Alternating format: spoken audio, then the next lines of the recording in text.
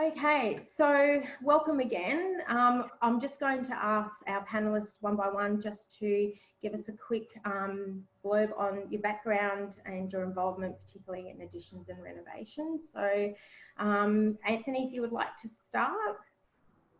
Yeah, great. Yeah, look, I'm Anthony from Windust Architecture and Interiors. We've been around for 10 years now. Both me and my partner, who's an interior designer, the interior design director, come from big practice background. But I guess since we started working for our own practice, we have done a lot of renovations and additions, and they still comprise a majority of our work, probably 50 or 60% in the residential area.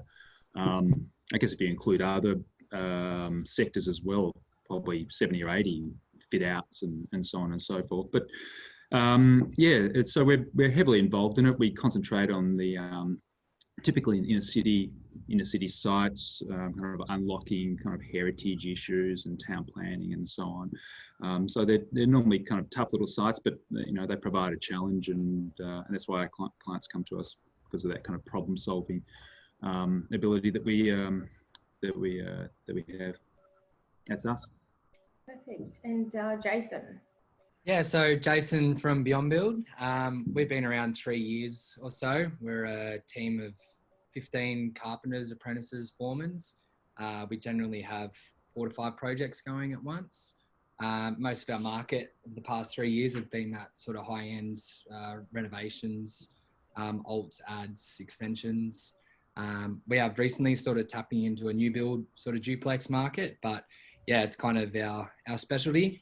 We do a lot of terrace renovations and attic conversions around the eastern suburbs in west of Sydney generally. But yeah, I guess we're doing anywhere between 10 to 15 projects a year at the moment. And yeah, just that's pretty much it. Beautiful. Thank you, Jason. And Leanne. Yeah, hi, I'm Leanne from Studio Katz Architects. I established Studio Katz Architects after working through large corporate companies. And then once getting a handle of the industry construction process, I embarked on working with high-end projects and clients, and collaborating with architects in developing my own firm. And the team at Studio Katz Architects has a combined sort of 30+ years experience in architecture and interiors. So we specialise in house and home renovations and additions, as well as hospitality, mixed use and museum design. I guess we've got anywhere between sort of 4 to 6 projects going on at one time. I work largely in the eastern suburbs area and further afield. But yeah, I guess our specialty at the moment is in residential design and yeah, construction, 3D construction. Beautiful, thank you. Okay, so we'll jump into the questions. So Jason, can you tell us what are the benefits of making additions and renovations to your home instead of building it brand new? Sure. Well, I guess the number one advantage would be budget. I mean, when we're sort of we do a fair bit of design as well with the local building designer, and I guess the first sort of box we're sort of addressing is budget, and generally, if especially in the terraces and general renovation market, a lot of the time that there is an existing dwelling that has a lot of character and a lot of original features that we really kind of retain, and a lot of the time, we do have clients that may be living in the front of the project and we're extending at the rear or vice versa. So I guess, yeah, the cost saving on going to rent somewhere else, and I guess a lot of compliance as well. It's a lot of these homes that we're working on, they may have, an existing window that's within a 900 boundary, which with a new dwelling, it sort of changed the dynamics on what you would get away with and what was compliant, 20 years ago or so. But yeah, I guess, original character is a big sort of plus trying to retain, which, it's quite hard to get in a new build. Obviously a home that's built in the 20s or 30s, it's quite a shame to knock it right down. And I guess you know, speed as well in terms of the turnaround. Generally, a renovation can be fast depending on the size, but yeah, they're probably the key features, I'd say, leading into it. Yeah. Beautiful. And Leanne or Anthony, do you have anything that you'd like to add to that as well? Can I just ask a question? Is the connection here stable enough? We're just getting a little bit of in and out, but you can hear me clearly? Yeah, absolutely. Yep. Yeah. All right. Great. Fantastic. Excellent. Well, look, similar to Jason, a lot of the people who we do extensions and renovations for people that want to keep some of the character of the original house, and sometimes they have to. In the inner city areas around Melbourne, let's say Port Phillip Council and Stonnington Council, there's a lot of heritage controls, and that really restricts what can happen, particularly from the front part of the house. So there's typical models where you keep the front part of the house and then kind of cut in and kind of create a little bit of surgery through the middle and then extend out the back, or add another level on towards the rear. So that tends to be like a typical or a standard, but there are kind of versions of that. But yeah, look, we find that people do like cleaning up and the existing house, and there's some really lovely character elements from Victorian period, Art Deco, mid-century modern that people kind of are quite close to and really want to, I guess, celebrate in their renovations. Thank you. I'll add to that just a small thing to that as well. I guess you've pretty much covered a lot of the experiences that we have, but we also find that if the foundations of your home can remain, it allows you to focus your attention on improvements rather than starting again, but particularly that small changes to existing dwellings can have enormous opportunities that you may not have previously anticipated. And the beauty of renovation is that you can make those changes without incurring the costs of starting again. And I guess that's that to us, that's the sort of magic of the renovation. Lovely, thank you. So Anthony, I'll direct the next question to you. So how important is it to choose the right designer and or builder for your project, and what are some of the key factors people need to consider before making their decision? Yeah, look, it's really important to choose the right architect for your for your project, but look, it extends to all designers and people within the industry. Typically, because we provide a full set of services, and I guess so do many other in the industry, you spend and invest a lot of time with a client. So typically with our extensions and renovations, they might be anywhere up to 2.5 years. So you build these relationships over time. You're meeting quite often. So it's really important to have that kind of personal level of getting on together. There needs to be a level of trust as well, and trusting in our experience, but also in the journey, because it's not always black and white, and there's things that that we all learn as we go through.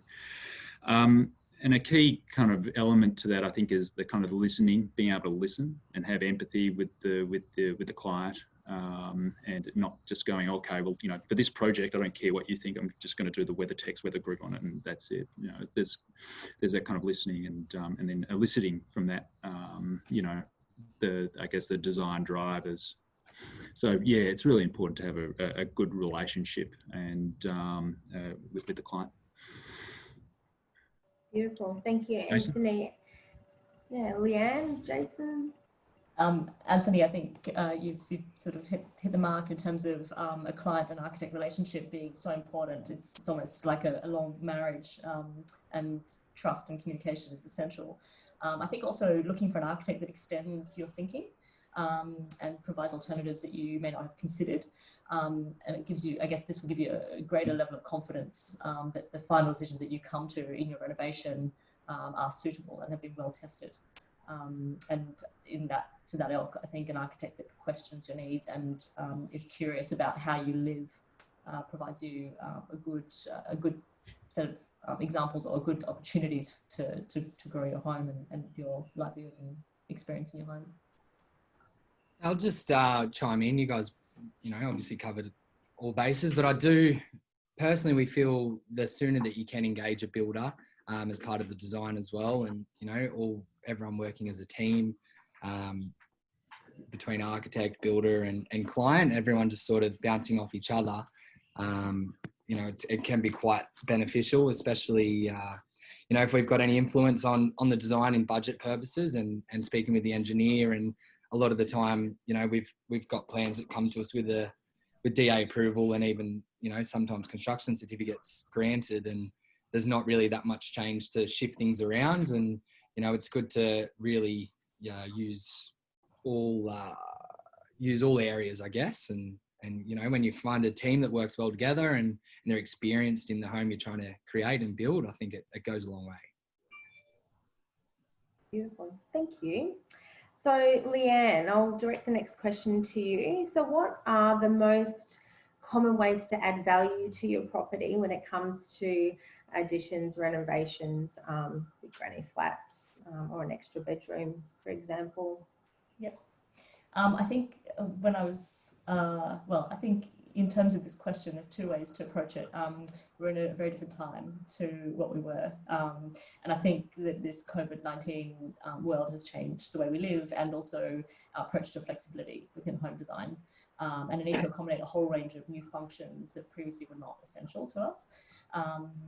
So I think from a new world value perspective, I think homes today and into the future are going to need flexibility and a focus on living, study and working spaces that are connected but also separate to the core of the home. I think on a human level, there's still elements that are essential to well-being that add value or need to be considered when we talk about value.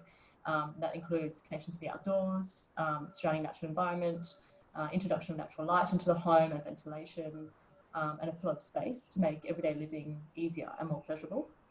I think design that considers flexibility to be able to accommodate multi-generational living is important, and remodeling of family living arrangements for the future. I think this may be like a rear garden, granny flat, a bedroom and bathroom facility on a ground floor level, or new ways to separate public and private spaces within the home. And I think more specifically, the key areas of focus are always those that support our daily lives.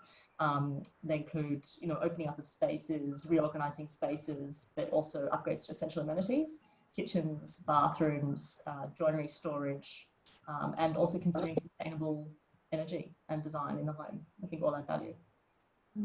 Yeah, it absolutely does. Anthony, Jason, would you like to add to that? I think that was a very good, very good and comprehensive summary, Leanne. Look, I just kind of cut out there on my internet. Sorry, it's something, must be the weather down here in Melbourne. So I didn't get the all of it, and you guys became statues in the background. But look, there's some beautiful qualitative kind of elements to what Leanne was saying in terms of adding value, and I guess that's kind of intrinsic to the design process. And sometimes we look at the quantitative as well, where we look at, and sometimes our clients actually ask us, are we overcapitalizing, for example, and that sometimes determines budgets going forward. What is the property going to be worth in 5 or 10 years time, and therefore looking back to the now. In terms of adding value, what's the economic value that we add through the extension? Because sometimes extensions, by their nature, are nearly as expensive as to just build a new house. Sometimes because you've got to cut in and do that kind of minor surgery, and sometimes with the older houses, once you've redone all the electrical and cleaned up some of the walls and leveled the floor and gotten rid of some of the moist, the rising damp and so on, and you may as well knock the thing down economically, right? So sometimes there's that the metrics and quantitative thing that we, I guess, need to address with our clients in terms of, and see what that means. You know, if you add an extra, you know, couple of rooms or you know, bathrooms and so on. I think that's kind of equally kind of important, and it's important to some of our clients in terms of the conversations that we have. I think that overcapitalization question comes up sort of first or second meeting, and thinking, you know, what's our home worth, exactly as Anthony said, and really just trying to be strategic with the scope and not overcapitalizing. But it's a hard, it can be a hard conversation to have, because, you know, we could be designing someone's dream home for the next 5 years, and in my opinion, there can be too much of a compromise, worrying about the market and what might happen if you may sell further down the track, and not focusing on the experience as it should be. Building as the home that you will plan to spend the next 5 to 10 years in, and, you know, instead of thinking, oh, why did we spend that extra 50 grand on this? More thinking, well, we spent that, let's enjoy this. And, you know, as we know, the market's very unpredictable, and especially over the last 10 years or so. And I think it's something to be conscious of, but I don't think it should dictate exactly where your renovation heads. I agree with that one, Jason. Dictate, really shouldn't. Okay, so Jace, what are the main challenges for additions and renovations? I guess, look, depending on the scale of the project, but I guess weather's always a bit of a factor, especially if, you know, we're looking at a first floor addition, and, you know, Murphy's Law, as soon as that roof comes off, we settle in for a couple of weeks worth of rain, or, you know, as soon as we break ground in the back of someone's house. It's actually happened at the moment on a project in Marrickville.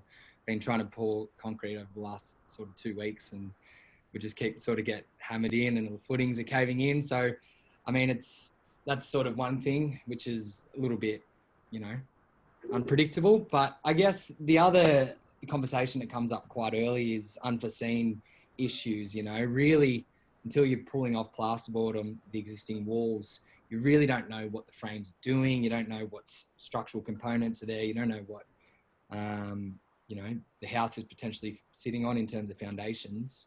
So there is that conversation, and, you know, from experience, we'll try and flag things early if we do think that there might be a risk of something popping up that we weren't aware of. But yeah, it's that's probably, you know, the unknown things can always be a bit of a challenge, and you know, we do our best at trying to pivot and steer the situation right. But yeah, I guess other factors play in. Well, you guys will probably go into the approvals. And, you know, whether you go down that CDC or DA path, but that can always be a bit of a slippery slope sometimes, I think, you know, if you're not compromising too much on the compliant development, to just try and get the application through. But yeah, I mean, look, every project, I guess, is pretty independent, with its own challenges and whatnot. But yeah, there's some pretty general observations. And would you like to add anything to that, Leanne or Anthony?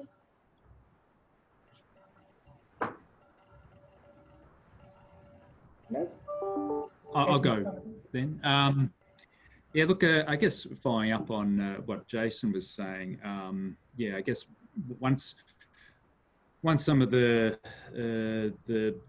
roof and some of the walls come down, extension and renovations, then we start to see the bigger picture, and then, you know, we often kind of met with certain surprises, I guess. They're not surprises because we've done it quite often now, that we know that that there will inevitably be some kind of issues that need to get addressed in terms of the existing structure, and the condition of something that might have been there for decades, for example. Often, you know, rewiring and kind of re-leveling, and kind of moisture and so on are kind of issues with the existing buildings that need to be addressed. And also kind of the construction or pivot point from where the new meets the existing meets the new, and kind of any kind of movement through that, and how to kind of structurally kind of integrate that within the project, so that can become, you know, a challenge. Jason touched on the permit and approvals process, and the town planning with regard to heritage. Yeah, it's becoming more and more challenging, I guess, in terms of heritage, and so it should, because there's some really good things that need to be preserved within the inner city environments. Water levels as well, Melbourne water, so there can be because of potential sea level rises and so on around the Bay Area here. But yeah, that's a large majority or large part of our work is actually addressing those town planning issues, at the beginning, and addressing heritage, Melbourne water, and overlooking. It's not an isolated pavilion out in the kind of rural areas that we're talking about. We're talking about something that's in the inner city. There's lots of boundary issues with neighbours and fire rating and waterproofing between neighbours as well. There's a bit to it. I think just in line with that too, the more dense the environment is that you're working in, obviously the more sort of risk assessment and neighbour concerns that have to be accommodated. But even just during the process of renovating, and Jason can probably attest to that, is that the project is never a final design and it's fixed. There's always sort of hoops that need to be jump through based on the existing structure and things that pop up. And I think in some respect, the project grows as the construction develops, and not so much changes, but it grows with what's found in the construction process. And I think that flexibility is important to understand when you're renovating, that it won't be a fixed, as much as it can be, that your design intent stays the same, but if there are things and challenges that are thrown up on site, working around those becomes important, and the design will grow as a result of those as well. Something to keep in mind. Thank you.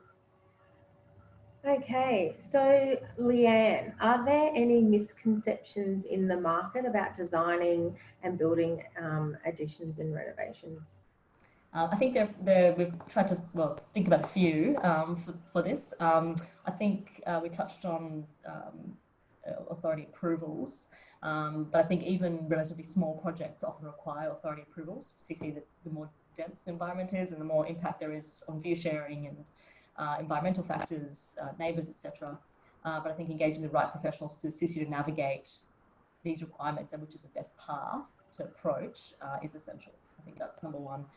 I think as well as that, we often see clients where their brief doesn't match a budget. So it's a good idea to get an understanding early on of what the budget will afford. And Jason, like you say, whether it's getting your preferred builder in or speaking to a professional, but using a professional can also help you understand where you can adjust your design or your brief to better manage this disparity. I think if you focus on what you can afford and do it well, so you don't spread yourself too far, it's sort of something to be aware of. I think also renovation work on older buildings, we spoke about this, can lead to unforeseen issues and or costs. And while new builds are not always smooth, it's important to be prepared for the unexpected and budget accordingly with contingency. I think engaging professionals who are experienced can alleviate this to some extent, but always allow for contingency. And I think often there's a temptation to use an architect to do the design and assist with authority approvals and then take it from there. But I think Anthony and Jason can attest to this as well, is that in construction and more specifically renovation work, I think design decisions continue on site until the very last day of the project. And I think that an architect's role can extend beyond design and drawing.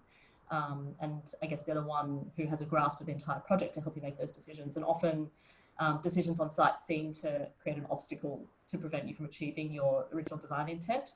But I think professionals are the ones who can help you to work around whatever issues come up to make sure that you are still achieving your intent and that it's not an impact to your final project. And also, obviously, professionals to assist with appropriate material selections, considering aesthetics, longevity, maintenance, ease of construction, to help the project flow is important, and obviously materials that meet your budget. So a few things.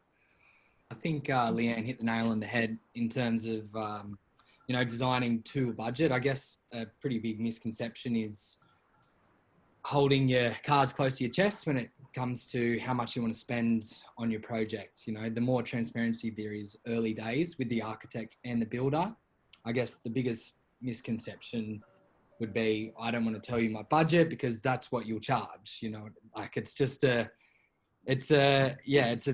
pretty, you know, it's a pretty frustrating conversation to have early days where, you know, if everyone's upfront and honest, we can design and build to that budget, obviously with contingency, but, you know, it saves a lot of guesswork and a lot of groundwork leading up to that stage. You know, and I'm sure Leanne and Anthony would agree that, you know, a first floor addition could start anywhere between that, you know, $3,000 and go up to $6,000 a square meter, depending on selection of finishes and whatnot. Whereas, you know, if client will come to us and say, hey, we have 300 to build, that's it, max. You know, we'll design to 250, leave that contingency there, and, you know, which unfortunately there is always, you know, those little unknown things that pop up. But yeah, I just think being upfront, honest, and with your architects and builders early days is going to save you in the long run. Yeah, it's a difficult area, or challenging, because I can understand from the client and owner's point of view is that, you know, being upfront and honest is one thing, but a lot of people don't understand the real costs of what their dreams are and what their home build will cost, and, you know, they might be prepared to go a little bit more than what they expected if, you know, just, I guess, circumstances warrant it. Yeah, so and I might, yeah, so there's a little bit of misunderstanding with regard to that, and what we find is that, you know, everyone's got like a mate, or they've heard someone that's, you know, someone in the family had their extension or renovation done for, you know, $1,500, $1,500 you know, a square meter, or something like this, and so that sets expectations up, and then you know, then there's this kind of really kind of protracted, difficult conversation to try to kind of, you know, provide a real context, because as you're saying, Jason, these types of extensions and renovations are within that cost bracket, construction cost bracket, between $3,000 and $6,000 a square meter, and if someone starts at $1,500 a square meter, that expectation is I guess it's yeah, it's kind of hard, challenging to manage, and building costs certainly haven't decreased over time. We've found over the last, you know, 2 years or 2.5 years, that even 5 years, that kind of become a lot more expensive. Things might be a little bit different now because of the, you know, the new world, but you know, maybe over the next 3 to 6 months, I don't know, depending on the home builder scheme, maybe we can talk about that later. But yeah, look, there's I think the budget thing is probably one of the key areas of, you know, kind of misconception, and that's why we, and I guess Leanne, you probably do this as well, as get a third party, like a cost planner or quantity surveyor, to do a check on our job, so we have someone else other than us to kind of provide an opinion of cost, just right from the beginning, so that we kind of mitigate all of that risk, you know, so we're not designing something that's kind of really outside a person's ability to pay, and we make sure that we're kind of within within the budget that they've set. So, and again, to Jason's point, we've started to do a lot more kind of negotiated tenders, where we bring the builders in early with, you know, a trusted selection of builders that we have and work with, who we know that might be appropriate for the job, and start those conversations early on and say, you know, here's our sketch design. You know, can you give us a ballpark on that, and then kind of work from there. You know, and kind of proceed in good faith, and we find that that's quite a beneficial way of working as well. It's kind of less adversarial and more constructive. Thank you. So Anthony, while you're there talking, can you just tell us what are some of the important factors in selecting materials to use on renovations and additions? Yeah, great. Look, I hope my connection's still good, because I'm kind of struggling to hear you guys a little bit. But look, I guess there's a number of key factors. One is, I guess, the resilience of materials, and that kind of addresses our responsibilities in specifying things that are going to last the distance, as well as, you know, easy to maintain and so on. And I kind of put that under the name of resilience. You know, no one wants something that's going to kind of, you know, we don't want to specify something that's going to fall apart or, you know, become, you know, need repairs. It's got to last the distance. Another thing is installation and the ability to kind of install it readily and have have been used before and have builder experience in that too. Sustainability is important, and I know that you know, there's a particularly in residential renovations, you apply typically the first rate, which is under the kind of the NABERS scheme, which really is about the energy use in buildings, or that part of sustainability, kind of in the operations of buildings. But you know, we're also interested in the sustainability materials, where they come from, where they, you know, what goes into their manufacturer, and so on. So that's number 3. Number 4 is cost, yeah, look, that is important. You know, I always argue that because we're, you know, kind of primarily focusing on external materials today, is that you know, they're very important, and you know, we shouldn't be too concerned about small degrees in cost variation in external materials, because you know, they house the building. I mean, they're so important in terms of kind of protecting the inside from the weather and the overall look of the building too, which is the 5th category, is kind of the aesthetics. Typically, we, you know, pick a story or an aesthetic direction, and then kind of the material choices come from there. So this is really important to us, that the material actually fits in with the story. And maybe I can cite a couple of examples later on where, you know, we've created we've had a design direction and then picked a material that kind of suited that. But so they're the 5 areas: the resilience, kind of practical practical installation, cost, sustainability, and aesthetics. Thank you. Leanne, would you have anything to add to that? Yeah, I guess also for us, we like to think about local products as well, and try and focus on locally made products. I think particularly in the last few months, we found, and Jason, you might have something to say about this, but we found that a lot of the products that are coming in from overseas have had issues in terms of timing and delays. I think for that alone, but also just generally speaking, we tried to try and support some more locally made products, and obviously fit for purpose, but locally made. And also, again, the sustainability is a huge factor for us. And sustainability in terms of environment, but also in terms of the individual and the maintenance required to keep your house looking as good as it was when it was first built, and the longevity of the materials. But also ease of construction is important for us, and safety, and that being safety on site during construction, for those people that are building their house, but also for the inhabitants, that the materials are natural and are safe for long-term living in the house. Yep. Yeah, I guess durability plays a big part in our selections as well. I mean, you know, we're building homes that we want to be there for the next 50, 60, 70 years at least.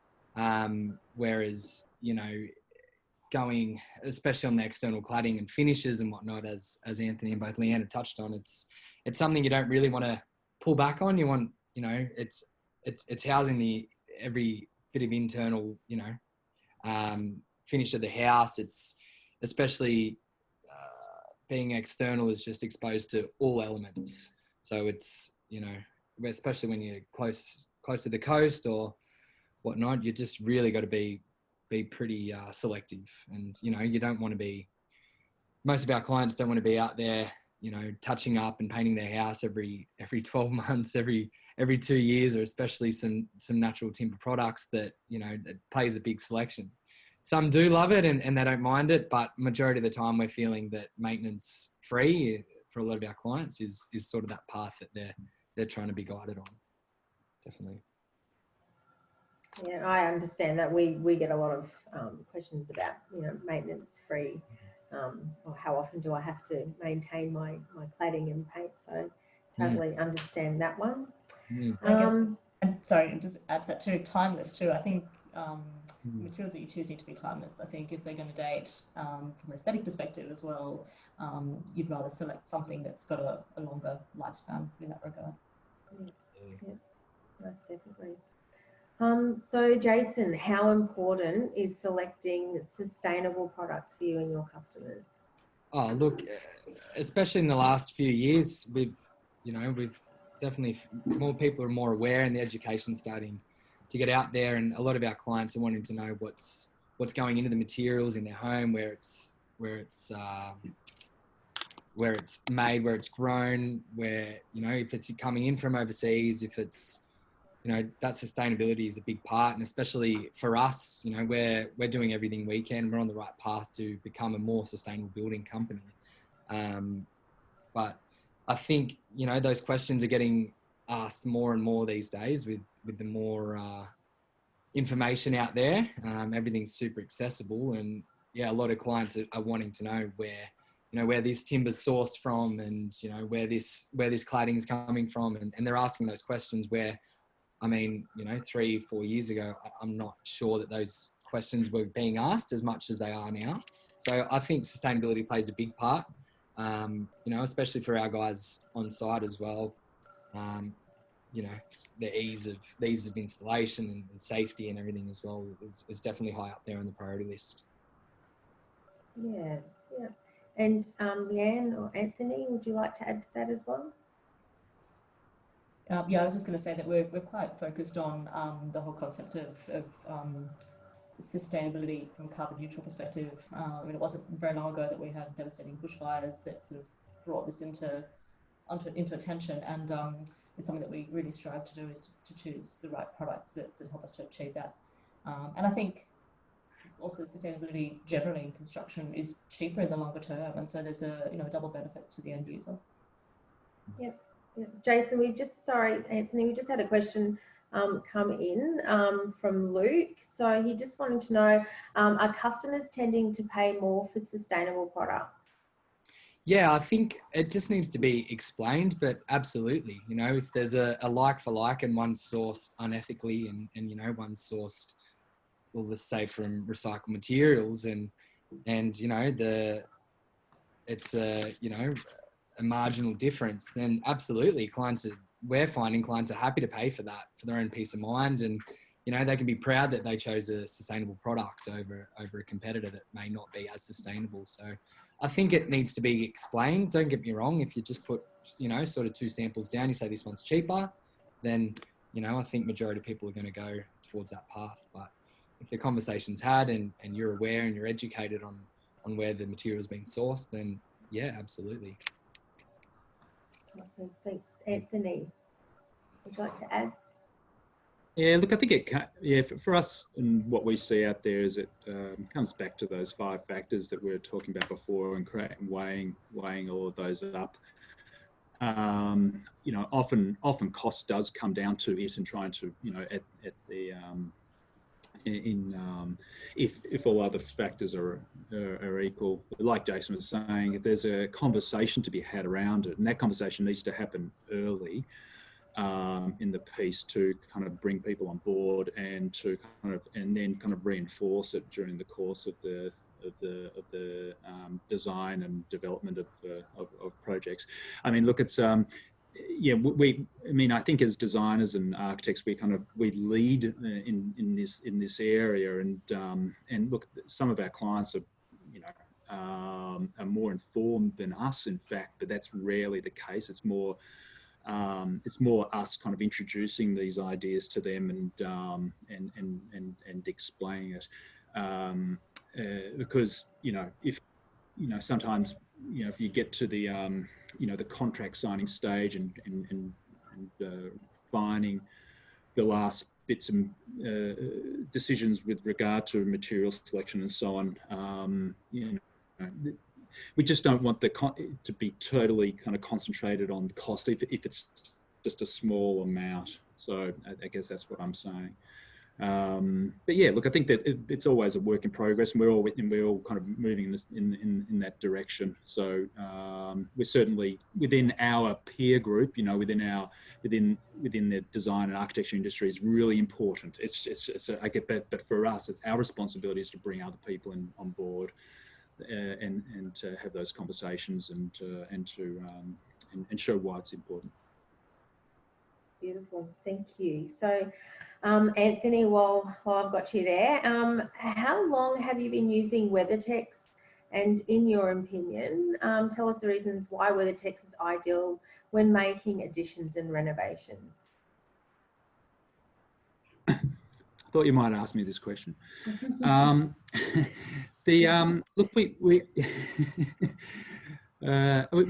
first used Weathertex about, I think it was 4 or 5 years ago, on a kind of upmarket extension in when I say upmarket, it was kind of a nice house in locally here in South Melbourne, and it was one of these heritage houses that I was talking about. So the extension, the front part of the heritage house was kind of like a white Victorian terrace house, and the extension needed to be quite recessive and in appearance in relation to the heritage house. So we chose like a dark timber profile, and I think it was I'll have to read here, but it was the Weathertex Weathergroove natural product, and we painted that in black Japan for that particular project, and it provided a really nice distinction between the extension, the 2-level extension out the back, you know, in relation to the kind of the lighter coloured period house at the front.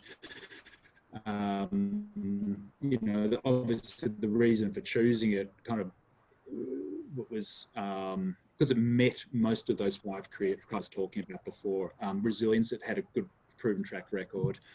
The cost was fine. Installation, A-OK. The builder was all over it.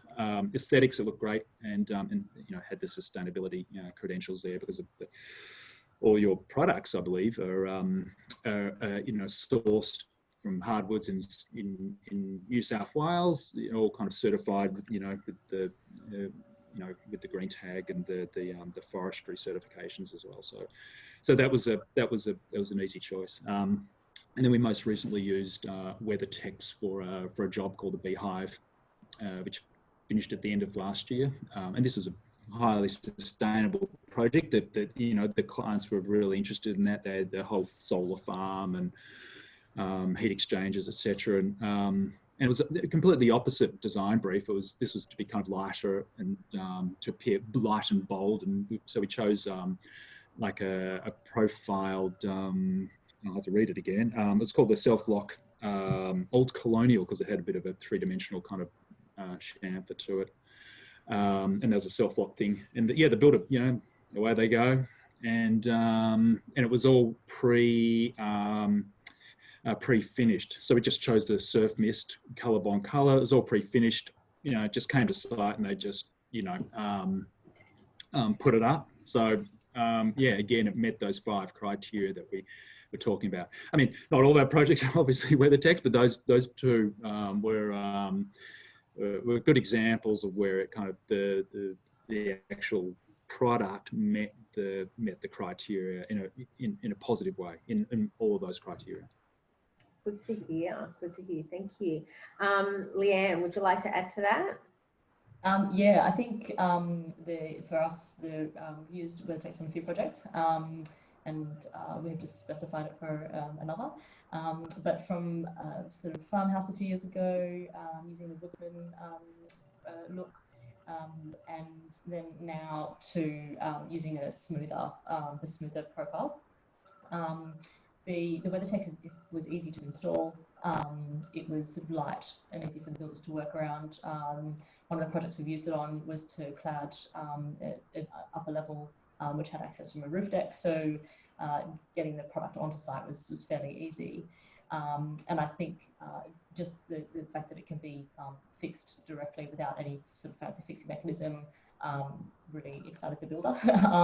But more than that, it has an amazing look for the client. And I think from a farmhouse sort of setting to a more urban setting, which was actually adjacent to a heritage conservation area, the Weathertex really suited it. And there was enough sort of variety in the different products for us to be able to specify it in both situations. And now we've specified it again for another heritage project. And the look of the Weathertex in relation to the old style shiplap cladding just has a similar sort of vein, can be used in that context, but brings it into a more modern light. So I think for those reasons, and then obviously everything that Anthony said as well, it's been a really good product for us to specify on a range of jobs. So.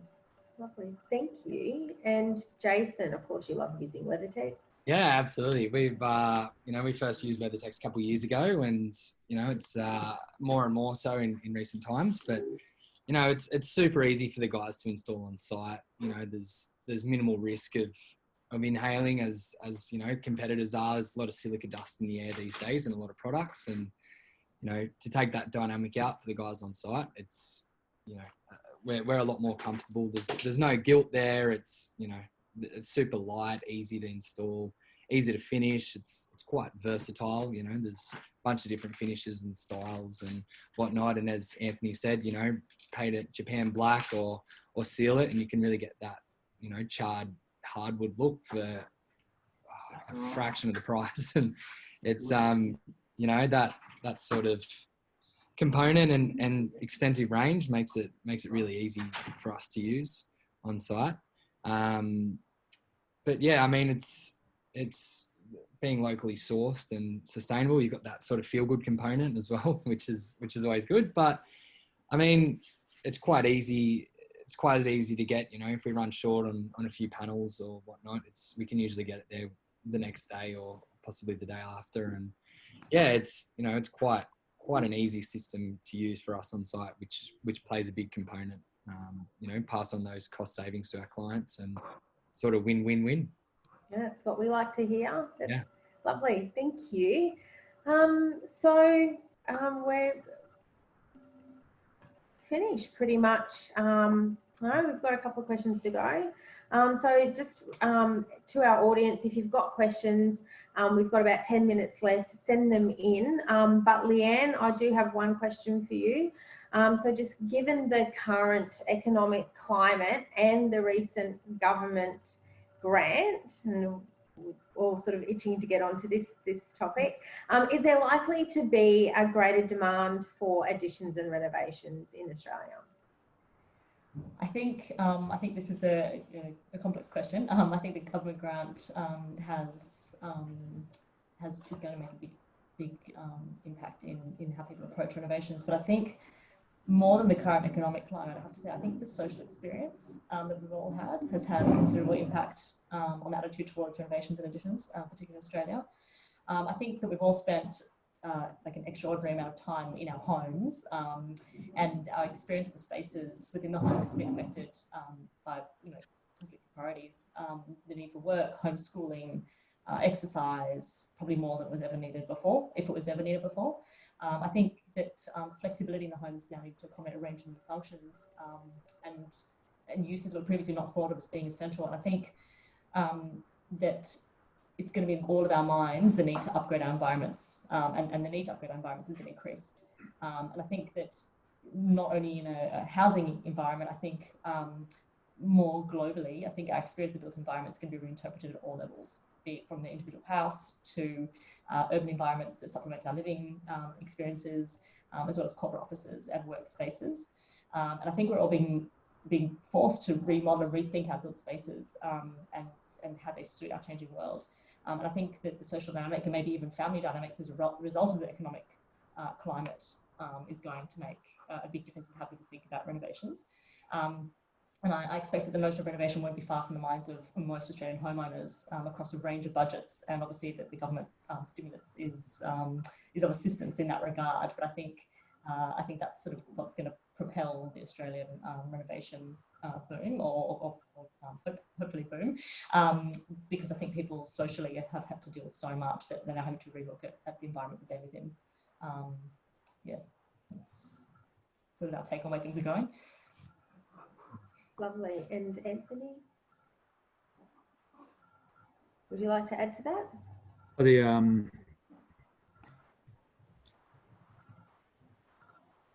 Yeah, look, I agree. Yeah, it's very topical because it's just been in the news and been granted in the last week. But it seems a little bit of a vexed kind of thing. It can only lead to more renovations. It won't lead to less.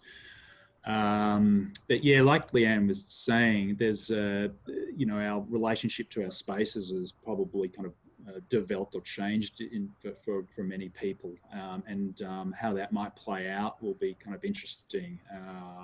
There'll obviously be, there might be more of a need for people to have flexible spaces where they can not only have a bedroom but also have an extra study area and play area and a space that can be used for a multitude of kind of activities going forward. So look, I guess the regardless of whether we get the vaccine or whatever, all of those type of things, people's relationship to work and by in turn their residential environments will be affected. And I guess we saw a lot of that initial reaction when with the queues at the the B hardware store, where Bunnings hardware store, where people were spending a lot of time at home and going, oh well, we might do this and that. And I guess by virtue of that,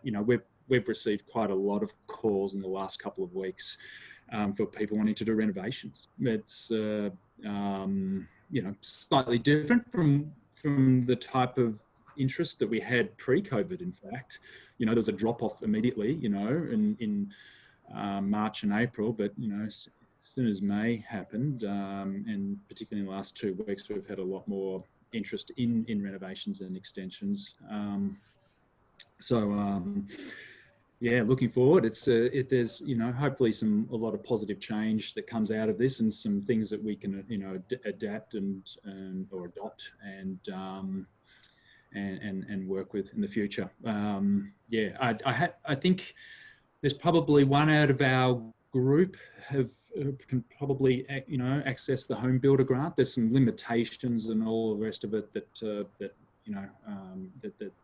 come into play. But look, I think regardless of that, there's there's still a healthy demand, I think, for renovations and extensions. Yeah, it's people want to live in the areas that they've lived in, and moving houses is frustrating. Yeah, I agree. And Jason, would you like to add? Yeah, exactly as Anthony said. I don't think it's going to slow it down by all means, but I think that extra 25 grand might just be that sort of extra push that a lot of families might need to sort of get the ball rolling. There was definitely that weird period where we're all glued to our TVs watching the Prime Minister tell us if we could leave the house the following day or not, which put a lot of people in an uncertain time. A few people that we have been in the design period, sort of asking the questions and whatnot, and we'll try and answer them as best as possible, but all our projects have seemed to progress and go ahead, and if not, as Anthony said, in the last sort of 3 or 4 weeks, we've been getting quite a bunch of inquiries lately, which is a very promising sign. And, you know, we're usually around that sort of 12 months pipeline sort of full of work, which is great. And a lot of clients are willing to wait until mid to early next year, which, you know, I know a lot of people were super worried about the economy really slowing down and come September and whatnot, which from what we're seeing, it's hopefully, you know, we seem to be coming through on the other side, the construction industry especially. But yeah, look, I think the stimulus will help a lot of people. There are a few boxes to tick to become eligible. But yeah, especially in the last week or so, every client that we have sort of in the design stage is asking that question. So, you know, I think it's going to be great because, as we know, it's not just us and, you know, the architects and builders. It's all the trades, it's the suppliers, it's the, you know, it just feathers out, and to keep the construction industry going is pretty critical. And, you know, I think it's going to do quite a lot of good, hopefully in the long run. Yeah, I agree. Absolutely. So that brings today to an end. I just would like to thank everybody for attending, and a special thanks to Jason, Leanne and Anthony for being on our panel today and answering all of our questions. So thank you. To our audience, if you do have questions that you didn't get through or weren't answered, please send us an email and we'll send them through to the panelists that you would like to answer your questions. So again, thank you. Have a lovely day, everybody. And don't forget, this has been recorded. Jump on the website if you want to download it, and any other webinars that you may have missed. So thank you. Thank you very much. Thank you. Thank you, Tony.